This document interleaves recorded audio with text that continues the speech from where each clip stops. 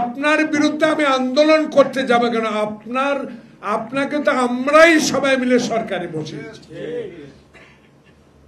তাহলে যারা আজকে শাহবাগ মোড়ে, যমুনার সামনে, রাস্তাঘাটে বসে বসে সরকারের বিরুদ্ধে আন্দোলন করেন, অমুক করতে হবে, অমুক করতে হবে, তখন কেন এই সরকারকে সমর্থন করলেন?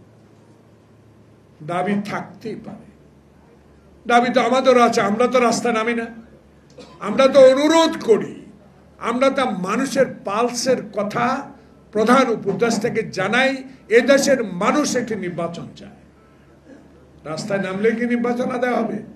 রাস্তায় তো নামলাম, 5,000 লোকের আত্মহত্যা দিলাম, জেল খাটলাম, 16 বছরে 10 বছর অধিক আমি জেল খাটলাম।